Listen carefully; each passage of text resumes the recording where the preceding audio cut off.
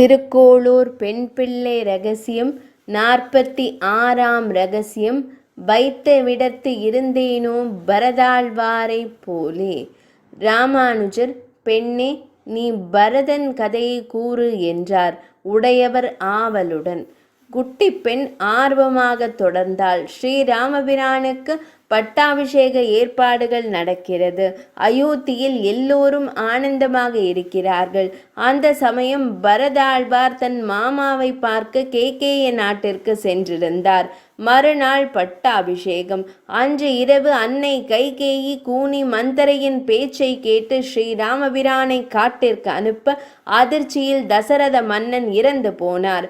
வசிஷ்ட முனிவர் தூதுவர்களை அனுப்பி பரதாழ்வாரிடம் எதுவும் கூறாமல் அழைத்து வாருங்கள் என்றார். நடந்தது இது எதுவுமே தெரியாமல் பரதாழ்வார் அயோத்திக்கு திரும்பினார். அரண்மனைக்கு வந்த பிறகே நடந்த விஷயங்களை அறிந்தார். தன் தாய் கைகேயி தான் எல்லாவற்றிற்கும் காரணம் என்று அவளை ஏசினார். ஒன்றும் செய்ய முடியவில்லையே என்று புலம்பினார். வசிஷ்ட முனிவர் பரதாழ்வாரை பட்டாபிஷேகம் செய்து கொள்ள அறிவுறுத்தினார். ஆனால் பரதாழ்வாரோ, இந்த நாடு ராமபிரானுடைய சொத்து, நானும் இந்த ராஜ்யத்தை போலேயே ஸ்ரீராமபிரானுடைய சொத்துதான். ஒரு சொத்து இன்னொரு சொத்தை எப்படி ஆள முடியும் என்றார். ஸ்ரீராமபிரானை திரும்ப நாட்டிற்கு அழைத்து கொண்டு வருகிறேன் என்று கூறி காட்டிற்கு புறப்பட்டார். வழியில் குகப்பெருமான் பரதாழ்வாரை பார்த்து அவனுடைய பெருமைகளை உணர்ந்து, பரதா, 1000 ராமர்கள் சேர்ந்தாலும் உன் ஒருவனுக்கு சமமாக மாட்டார்கள் என்கிறார். குகப்பெருமாள் லக்ஷ்மண சுவாமிக்கு தமையனாரான ஸ்ரீராமபிரானிடம் உள்ள பரிவு பற்றியும் பரதாழ்வாரிடம் பெருமையாக கூறினார். அப்போது குகப்பெருமாள் பரதாழ்வாரிடம் ராமபிரான் படுத்து கொண்ட இடத்தை காண்பிக்க, உடனே பரதாழ்வார், இங்கேயே நானும் இன்று உறங்கப் போகிறேன். தமையனார் பட்ட கஷ்டங்களை நானும் படுவேன். தமையனார் உட்கொண்ட பழத்தையே நானும் உட்கொள்வேன். அண்ணன் உடுத்திய மர உரியை போலவே நானும் அணிவேன் என்று சபதம் செய்தார் பரதாழ்வார். பிறகு பரத்வாஜ முனிவரை சந்தித்தார் பரதாழ்வார். முனிவர், பரதா, இந்த பெரிய படையுடன் எங்கே போகிறாய்? ராமனுக்கு ஏதாவது தீங்கு விளைவிக்கப் போகிறாயா என்று சந்தேகத்துடன் கேட்டபோது, அதற்கு ஸ்ரீராமபிரானை திரும்ப அழைத்து வரப்போகிறேன் என்று அழுது கொண்டே பதிலுரைத்தார் பரதாழ்வார். பரதாழ்வார் வருவதைக் கண்ட லக்ஷ்மண சுவாமியும் சந்தேகப்பட, பரதாழ்வார் என் உயிரை விட மேலானவன் என்றார் ராமபிரான்.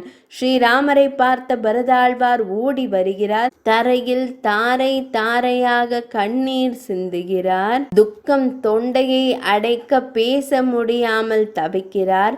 என்ன செய்வது என்று தெரியாமல் தரையில் புரள்கிறார். ஸ்ரீராமபிரான் பரதாழ்வாரை அணைத்து கொண்டு தன் மடியில் வைத்து கொள்கிறார். நடந்த எல்லா விஷயங்களையும் பரதாழ்வார் கூற ஸ்ரீராமபிரான் அதை கேட்கிறார். பரதாழ்வார், தமையனே, நாட்டிற்கு தாங்கள் திரும்ப வர வேண்டும், அயோத்தியை ஆள வேண்டும் என்று ஸ்ரீராமபிரானின் பாதங்களில் பணிகிறார். ஆனால் ஸ்ரீராமபிரான் மறுத்து விடுகிறார்.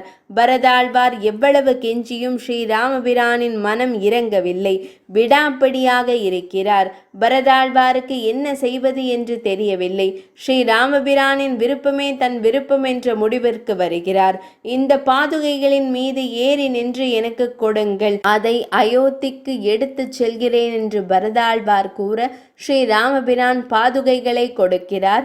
தாங்கள் திரும்ப வரும் வரையில் இந்த பாதுகைகளே எனக்கு கதி, அவையே அயோத்தியின் அரச பீடத்தை அலங்கரிக்கும் என்று அந்த பாதுகைகளை பரதாழ்வார் தன் தலை மீது சுமந்து கொண்டு அயோத்திக்கு திரும்பச் செல்கிறார்.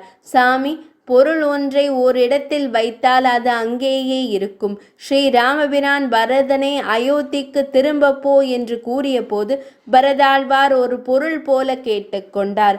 நான் பரதனை போல பெருமாள் சொன்ன பேச்சை கேட்டேனா? இல்லையே. அதனால் நான் ஊரை விட்டு போகிறேன் என்றாள் அந்த சின்ன பெண். சிஷ்யர் ஒருவர், போன கதையில் ஸ்ரீராமரை தேடி பரதாழ்வார் காட்டிற்கு வரும்போது அதை பார்த்த லக்ஷ்மண சுவாமி, அண்ணா, பரதன் உங்களை கொல்வதற்காக வருகிறான் என்று நினைக்கிறேன்.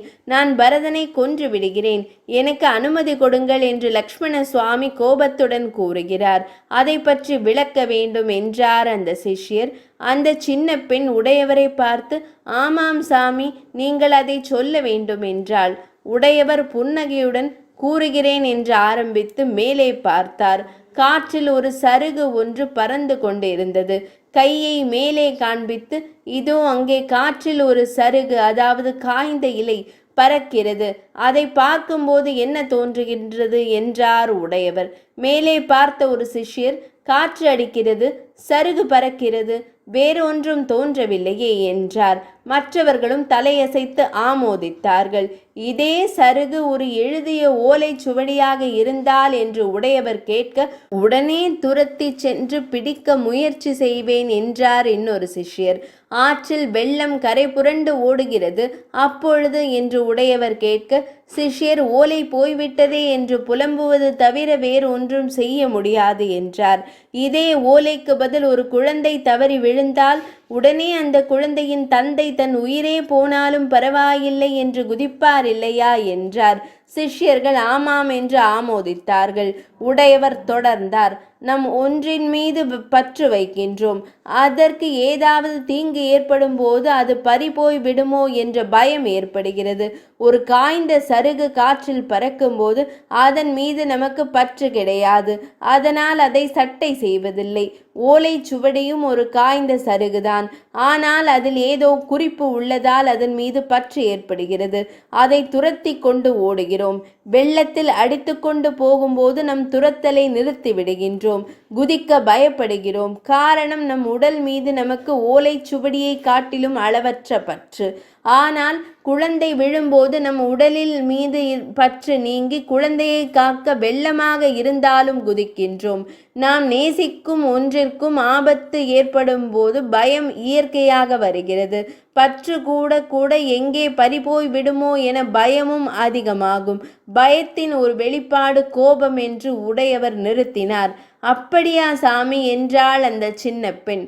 உடையவர் தொடர்ந்தார். பரதாழ்வார் லக்ஷ்மண சுவாமி இருவருக்கும் தங்கள் மீதோ தங்கள் தாய் தந்தையர் மீதோ அல்லது ராஜ்யத்தின் மீதோ பற்று கிடையாது.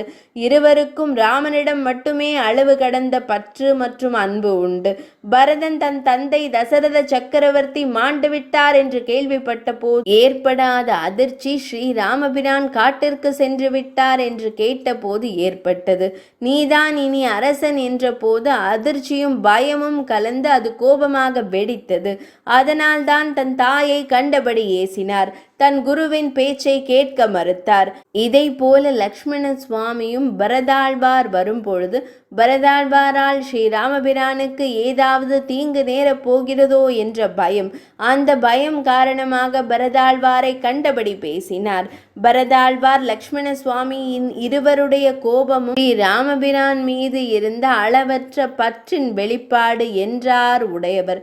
அப்போது ஒரு சிஷ்யர், இங்கே லக்ஷ்மண சுவாமி உயர்ந்தவரா அல்லது பரதாழ்வார் உயர்ந்தவரா என்று கேள்வி கேட்க, உடனே உடையவர், ஒருவரை புகழ்ந்து பேசும்போது இன்னொருவர் தாழ்ச்சி என்று எடுத்து கொள்ளக்கூடாது. நம்மாழ்வார் கற்க விரும்புகிறவர்கள் ராமபிரானை தவிர வேறு யாரை கற்க முடியும் என்கிறார். ஸ்ரீ ராமபிரானை உயர்த்தி கூறுவதால் கண்ணனை தாழ்த்தி பேசுவது ஆழ்வாரின் நோக்கம் கிடையாது இல்லையா? அதுபோலதான் பரதாழ்வாரும் லக்ஷ்மண சுவாமியும் என்றார்.